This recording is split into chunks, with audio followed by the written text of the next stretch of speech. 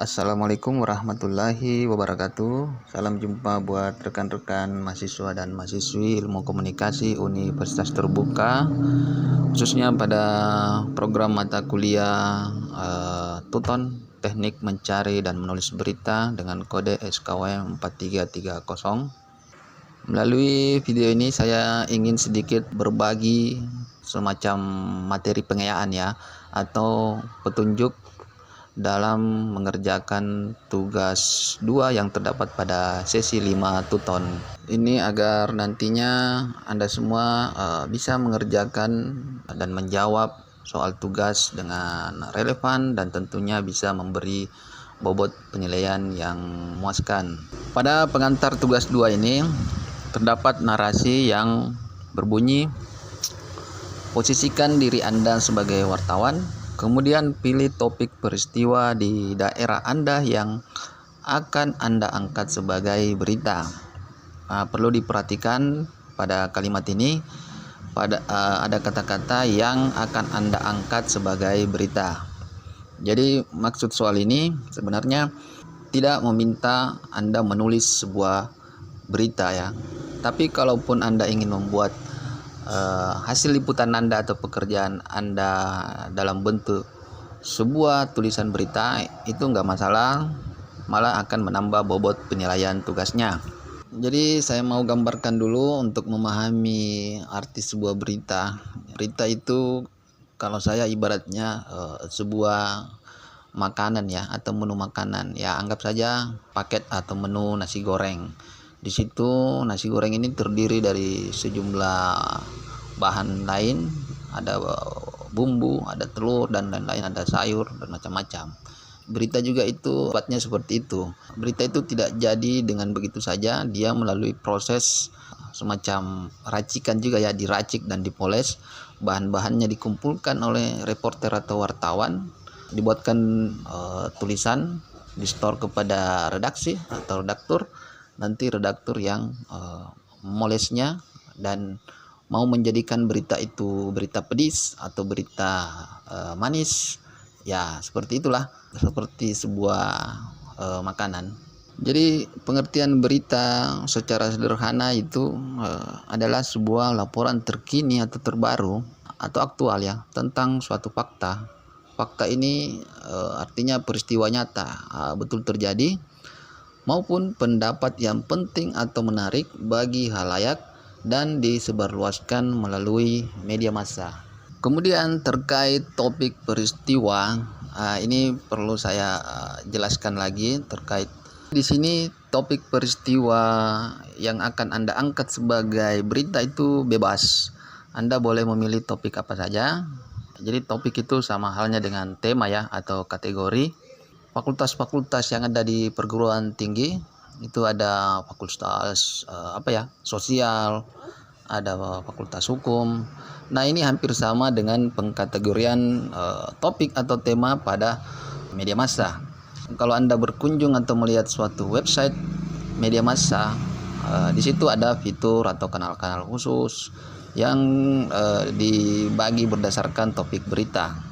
Nah, topik berita yang umumnya terdapat pada media massa seperti media cetak dan media online itu hampir sama. Ada topik ekonomi bisnis atau biasa disingkat menjadi ekbis, sosial politik atau sospol. Kemudian ada topik hukum, topik olahraga, topik hiburan dan lain-lain.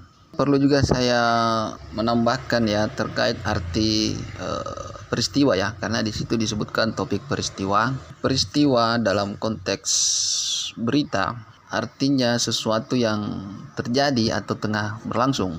Peristiwa itu bukan hanya misalnya suatu bencana yang terjadi seperti banjir atau kebakaran, tapi juga termasuk kegiatan-kegiatan kelembagaan, kegiatan sosial, bahkan suatu wacana atau isu, pernyataan atau komentar seorang ketua RT atau ketua RW pun itu bisa dianggap peristiwa dan bisa dijadikan bahan pemberitaan. Nah, sampai di sini semoga rekan-rekan bisa memahami arti peristiwa dalam konteks jurnalistik atau kegiatan peliputan sebuah berita. Intinya selama suatu peristiwa itu mengandung informasi yang mengandung nilai berita, maka peristiwa itu layak dijadikan berita. Minimal memiliki dua hal, yaitu nilai faktual dan aktual.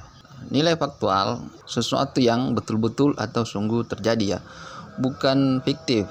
Kemudian nilai aktual itu mengandung arti sesuatu yang baru terjadi sementara berlangsung, atau ada unsur kebaruan suatu peristiwa atau fakta yang ada. Lalu bagaimana cara mudah untuk memilih dan menentukan topik peristiwa yang akan diangkat menjadi suatu berita? Saran saya yaitu cukup pilih topik peristiwa atau fakta yang terjadi dalam kehidupan sehari-hari di sekitar Anda. Sesuatu yang peristiwa yang simple, yang sederhana, terjadi secara lokal, yang lingkupnya mikro ya, itu agar beritanya nanti konkret dan relevan dan tidak melebar ke topik lain. Nah, sebagai bahan referensi saja, saya akan memberikan dua contoh topik peristiwa. Contoh ini hanya sekedar referensi ya.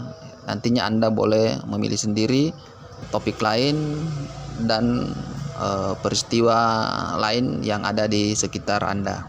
Misal terkait topik peristiwa ekonomi atau bisnis, saya ingin membuat liputan berita tentang usaha kafe atau warung kopi yang ada di kota atau dekat rumah saya.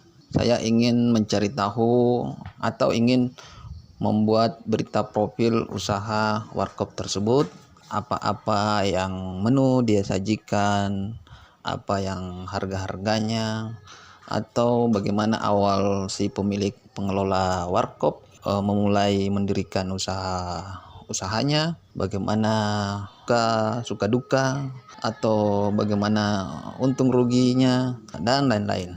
Maka untuk memperoleh informasi tentang itu, ya tentunya saya harus menemui dan melakukan wawancara dengan narasumber yang relevan, dan narasumber yang relevan itu tentunya ya pemilik atau pengelola warkop.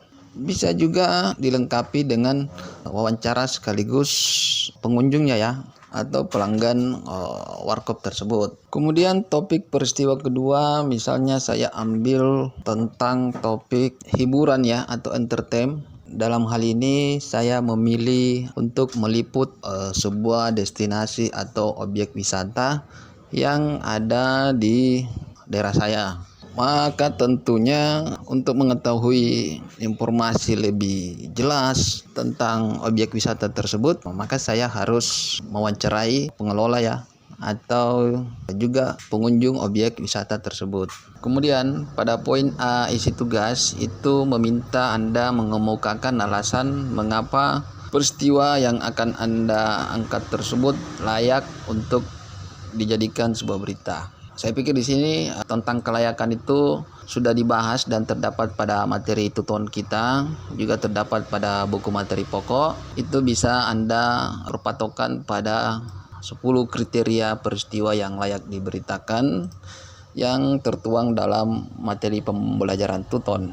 Saya hanya ingin memberi catatan dalam dunia jurnalisme bahwa tidak semua juga peristiwa itu layak diberitakan, dan juga tidak semua pendapat seseorang itu layak berita. Kenapa? Karena terkadang ada informasi atau peristiwa itu memang memiliki dampak yang misalnya terkait dengan keselamatan, atau misalnya terkait kerahasiaan negara. Hal-hal seperti itu mungkin tidak layak untuk diberitakan karena menyangkut kemaslahatan misalnya bangsa maupun individu ya. Kemudian pada poin B yaitu meminta membuat TOR sebagai langkah Anda mempersiapkan peliputan. Istilah TOR ini saya pikir bisa Anda cari sendiri pengertian dan artinya mungkin di internet.